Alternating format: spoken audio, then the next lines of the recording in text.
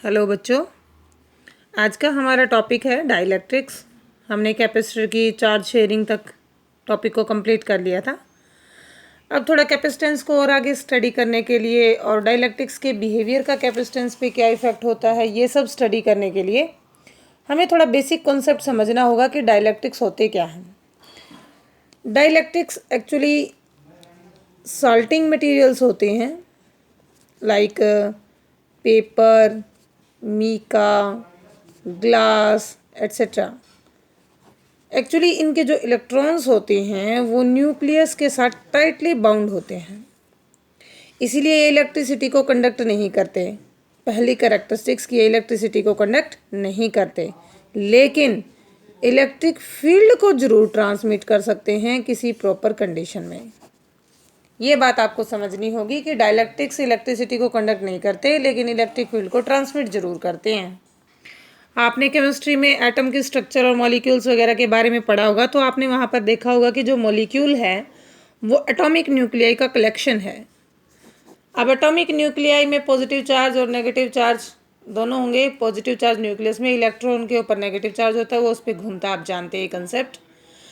अब हमें ये देखना है कि जो पॉजिटिव चार्ज है और नेगेटिव चार्ज है मॉलिक्यूल्स में, उनका सेंटर कोइंसाइड कर रहा है या नहीं। सेंटर कोइंसाइड कर रहा है या नहीं, उस बेस पे डाइलेक्ट्रिक्स दो टाइप के होंगे, एक नॉन पोलर और एक डाइलेक्ट्रिक होंगे पोलर। जैसे कि आपको नाम से ही दिख रहा है, नॉन पोलर यानी कि जिनके बीच पॉजिटिव चार्ज और नेगेटिव चार्ज के सेंटर के बीच कोई पोल नहीं होगा, यानी कि स्पेस नहीं होगा, वे नॉन पोलर होंगे। यानी कि ये पॉजिटिव चार्ज है और ये नेगेटिव चार्ज है, इन दोनों के सेंटर आपस में ऐसे कोइंसाइड कर रहे होंगे। अब देखो, अगर दो चार्ज हैं, इक्वल और अपोजिट चार्ज, और उनके बीच में कोई सेपरेशन नहीं है, तो आपने डाइपोल के बारे में पढ़ा हुआ था, इलेक्ट्रिक डाइपोल के बारे में। वो क्या होता है, P that is Q into D। अब इनके बीच सेपरेशन नहीं है, बिल्कुल ना के बराबर है, तो इनका डाइपोल मोमेंट कितना हो जाएगा, 0। यानी कि जो नॉन पोलर डाइलेक्ट्रिक होते हैं उनके सेंटर कोइंसाइड होते हैं और उनका जो नेट डाइपोल मोमेंट होता है नॉर्मल कंडीशन में, वो 0 होता है।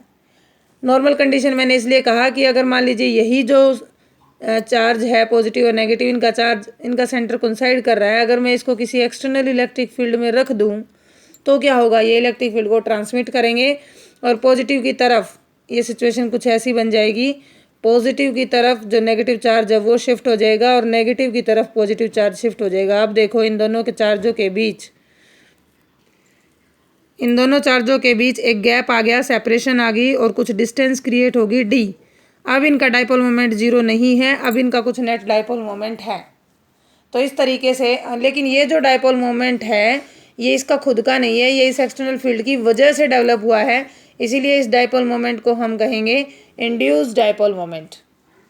इंड्यूस्ड डाइपोल मोमेंट डिपेंड करेगा कि आप कितना स्ट्रॉन्ग इलेक्ट्रिक फील्ड इनको अप्लाई कर रहे हो। जितना स्ट्रॉन्ग इलेक्ट्रिक फील्ड आप इनको दोगे, उतना ही ज़्यादा इलेक्ट्रिक जो डाइपोल है वो इंड्यूस होगा। नॉन पोलर डाइलेक्ट्रिक्स में कुछ एग्जाम्पल हैं, जैसे ऑक्सीजन, नाइट्रोजन, इस तरह के एग्जाम्पल आप उसके साथ कनेक्ट कर सकते हो। अब पोलर डाइलेक्ट्रिक्स नाम से ही दिख रहा है, जिसमें पोल बने हुए हों। पोल का मतलब अलग अलग दो पॉइंट बने हुए हो, यानी कि पॉजिटिव और नेगेटिव चार्ज का सेंटर आपस में कोइंसाइड ना करता हो, there is a gap between them. तो ऐसे में आप देख सकते हो कि अगर ये गैप है तो इनका कुछ अपना नेट डाइपोल मोमेंट होगा खुद का। अब इनके साथ क्या होगा, अगर हम इनको एक्सटर्नल फील्ड में रख दें तो आप देख सकते हैं पॉजिटिव चार्ज पॉजिटिव को रिपेल करेगा और नेगेटिव को अपनी तरफ खींचेगा, तो ये इनको ऐसे घुमाने की कोशिश करेगा, तो एक तरह से टॉर्क एक्सर्ट करेगा। ये जो डाइपोल मोमेंट है ये रेंडमली ओरिएंटेड हो जाएगा मटेरियल का, और जब भी किसी एक्सटर्नल फील्ड में डालेंगे हम। लेकिन कई बार क्या होता है, जो मॉलिक्यूल है इनका थर्मल मोशन होता है, वो इस अलाइनमेंट को प्रिवेंट भी करते हैं, रोकते भी हैं। लेकिन अगर आप बहुत ज़्यादा स्ट्रॉन्ग इलेक्ट्रिक फील्ड लगा देते हो तो ये टॉर्क एक्सर्ट कर पाता है। पोलर डाइलेक्ट्रिक्स में एग्जांपल आप ले सकते हो carbon dioxide, ammonia, hydrochloric etcetera. तो ये कुछ बेसिक कॉन्सेप्ट था डाइलेक्ट्रिक के बारे में, क्या पोलर होंगे क्या नॉन पोलर होंगे। अब आज हम ये देखेंगे कि जो डाइलेक्ट्रिक्स होते हैं उनका बिहेवियर कैसा होता है इलेक्ट्रिक फील्ड में। मान लीजिए ये कोई कैपेसिटर है, या आप इसको एक तरह से इलेक्ट्रिक फील्ड प्लेट बोल सकते हैं, पॉजिटिव और ये नेगेटिव चार्ज है। तो आप देख सकते हैं जो एक्सटर्नल इलेक्ट्रिक फील्ड होगा उसकी डायरेक्शन ये होगी, positive to negative. Let the external electric field is E naught. तो एक तरह से ये कैपेसिटर का अरेंजमेंट ही बन गया है।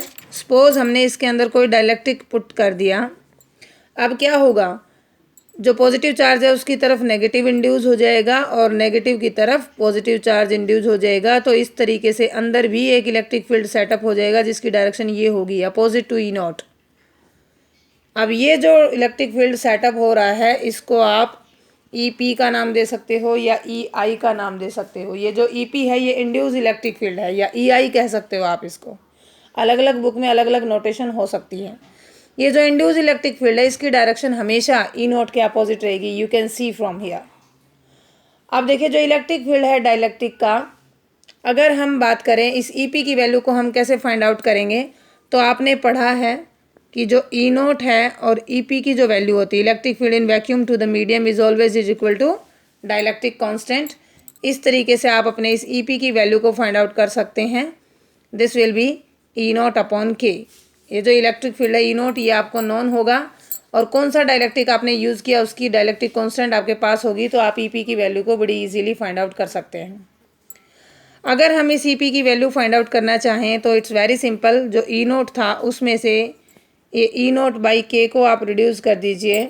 जो इंड्यूस चार्ज है उसके ऊपर कितना इलेक्ट्रिक फील्ड सेटअप होगा ये वैल्यू हमारे पास आ जाएगी। It is E naught upon 1 minus के। अब कई बार पेपर में डायरेक्ट आ जाता है कि आप पोलराइजेशन डेंसिटी वेक्टर को डिफाइन कीजिए। इसको हम कैपिटल पी से रिप्रेजेंट करते हैं, जैसे कि नाम से ही दिख रहा है आपको, पोलराइजेशन डेंसिटी वेक्टर। डेंसिटी में जब भी हम बात करते हैं लगभग most probable per unit volume की बात करते हैं। पोलराइजेशन का मतलब आपने कितना उसको पोलराइज किया, आपने कितना डाइपोल मोमेंट उसको बनाया। तो एक्चुअली पी की वैल्यू होगी net dipole moment per unit volume.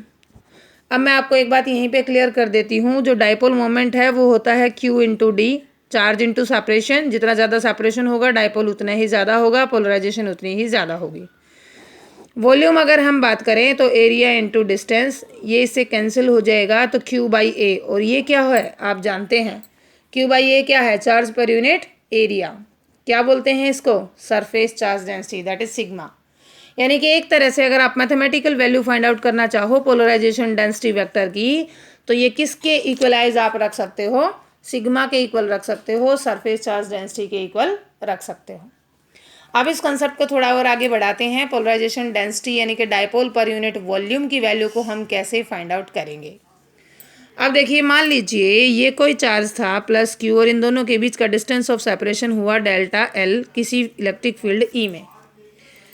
अब देखिए आप जानते हैं जितना स्ट्रॉन्ग इलेक्ट्रिक फील्ड होगा पोलराइजेशन उतनी ही ज़्यादा होगी, डायरेक्टली प्रोपोर्शनल टू ई, और also directly proportional to the permittivity of this medium. इन दोनों को कंबाइन कर दीजिए, P directly proportional to epsilon naught E. Directly proportional को हटा के हम एक इसके साइन जैसा ही वर्ड यूज़ करेंगे, अल्फ़ा एप्सिलॉन नॉट ई। ये अल्फ़ा क्या है, ये एटॉमिक पोलराइजेबिलिटी है, या आप इसको कांस्टेंट ऑफ पोलराइजेशन भी कह सकते हो। इसकी यूनिट आप बड़ी इजीली यहाँ से फाइंड आउट कर पाओगे। मान लीजिए पर यूनिट वॉल्यूम हमारे पास n एटम है, तो टोटल पोलराइजेशन क्या हो जाएगी, n into P, that is n into alpha epsilon naught E. ये होगा हमारा पोलराइजेबिलिटी फैक्टर।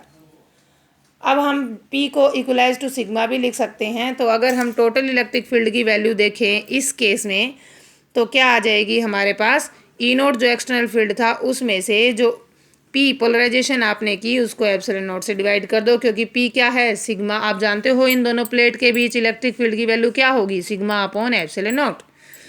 सिग्मा की जगह मैंने पुट कर दिया पी, तो जो अंदर इलेक्ट्रिक फील्ड डाइपोल हुआ वो पी बाई एप्सिलॉन नॉट होगा।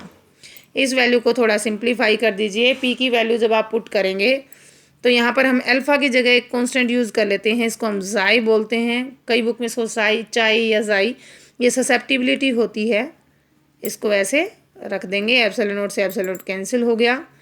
इस नेगेटिव वैल्यू को उधर ले जाइए आप ई के इक्वल, तो ये आ जाएगी ई माइनस का है इधर आके जाई E is equal to E naught. E common, 1 plus जाई is equal to E naught. यहाँ से आप 1 प्लस जाई को ई नॉट बाई ई लिख सकते हैं। ये फिर से वही डेफिनेशन आ गई, electric field in vacuum to the medium it is dielectric constant. और एक ये नया रिलेशन आपके पास आ गया, that is K is equal to 1 plus जाई।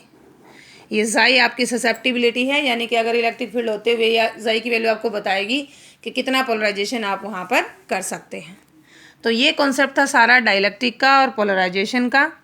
इसको अच्छे से पढ़िए, बुक में से ज़रूर रीड कीजिए, utilise your time and use that one. Thanks for watching and keep watching. Next video में हम पढ़ेंगे डाइलेक्ट्रिक स्ट्रेंथ और कैपेसिटेंस किसी भी पैरेलल प्लेट कैपेसिटर की when dielectric slab is there and conducting slab is there. Thank you.